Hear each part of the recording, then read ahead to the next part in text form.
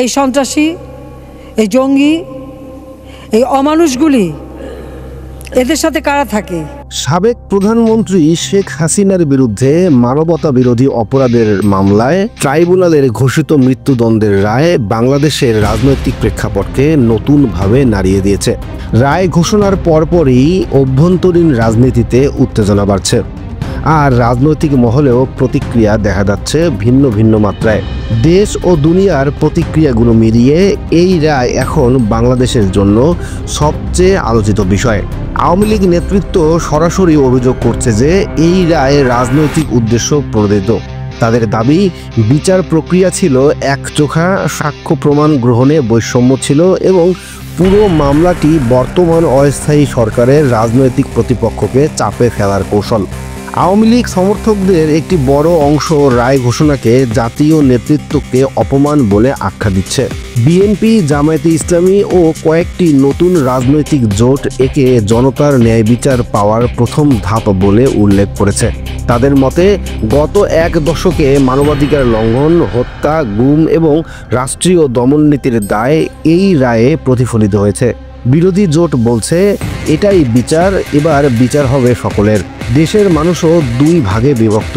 এক পক্ষ মনে করছে রাজনৈতিক প্রতিহিংসার শিকার হয়েছেন শেখ হাসিনা, অন্য পক্ষ বিশ্বাস করে দীর্ঘদিনের অভিযোগ এবার ন্যায় বিচারের পথে এগিয়েছে। রায় ঘোষণার পর ঢাকা, চট্টগ্রাম, নারায়ণগঞ্জ, গাজীপুর সহ বিভিন্ন এলাকায় মিছিল, সংঘর্ষ ও রাস্তা ব্লক দেখা গেছে। পুলিশ ও যৌথ বাহিনীকে টহল জোরদার করতে হয়েছে। বেশ কয়েকটি এলাকায় মোবাইল নেটওয়ার্ক ও পরিবহন নিয়ন্ত্রণ করা হয়েছে। জাতিসংঘ মানবাধিকার কার্যালয় OHCHR বলছে, মানবতা বিরোধী অপরাধের জবাবদিহি প্রয়োজন, তবে মৃত্যুদণ্ডে তাদের গভীর অনুশোচনা রয়েছে। তারা বিচার প্রক্রিয়া আন্তর্জাতিক মানদণ্ড মেনে হয়েছে কিনা সে প্রশ্নও তুলেছে। Human rights watch, amnesty international, ICJ, international commission of jurist সবাই বলছে বিচার প্রক্রিয়াটি স্বচ্ছ বলে মনে হয় না। সাক্ষ্য গ্রহণ সীমাবদ্ধ ছিল এবং অনুপস্থিতিতে বিচার আন্তর্জাতিক মানদণ্ডে বিতর্কিত। অ্যামনেস্টি উল্লেখ করেছে, দায় থাকলে অবশ্যই বিচার হবে, কিন্তু মৃত্যুদণ্ড সমর্থনযোগ্য নয়। যুক্তরাষ্ট্র, যুক্তরাজ্য ও ইউরোপীয় ইউনিয়নের কূটনৈতিক সূত্রগুলো বলছে, তারা মামলার বিস্তারিত মূল্যায়ন করছে।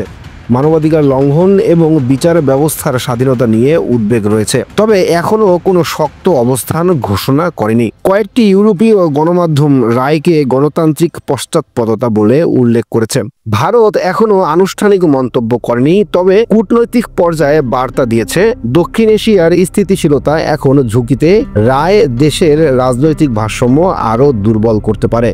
ভারতীয় রাষ্ট্রীয় গণমাধ্যমগুলো রায়কে বাংলাদেশের অস্থায়ী রাজনৈতিক রূপান্তরের জটিল অধ্যায় হিসেবে উল্লেখ করেছে। চীন সমালোচনা বা সমর্থন কিছুই করেনি, তারা শুধু তথ্যভিত্তিক সংবাদ প্রকাশ করেছে। এটি তাদের স্বাভাবিক অবস্থান। কিছু পাকিস্তানি বিশ্লেষক বলছে, বাংলাদেশের রাজনৈতিক প্রতিশোধের সংস্কৃতি বাড়ছে। মধ্যপ্রাচ্যের কয়েকটি দেশ পরিস্থিতি পর্যবেক্ষণ করছে, কিন্তু আনুষ্ঠানিক বিবৃতি দেয়নি। হাসিনা দীর্ঘদিন ক্ষমতায় ছিলেন, তার বিরুদ্ধে মৃত্যুদণ্ডের রায় দেশের রাজনৈতিক শক্তির ভারসাম্যকে সম্পূর্ণ নতুন অবস্থায় নিয়ে গেছে। বিশ্ব এখন লক্ষ্য রাখছে, বিচার প্রক্রিয়া কি ন্যায্য ছিল, রায়ের পর মানবাধিকার লঙ্ঘন বাড়ছে কিনা। দেশে যে ক্ষমতার শূন্যতা তৈরি হয়েছে সেটি বিরোধী দলগুলোর জন্য সুযোগ, কিন্তু বিভক্ত রাজনীতিতে স্থিতিশীলতা আনা কঠিন হবে।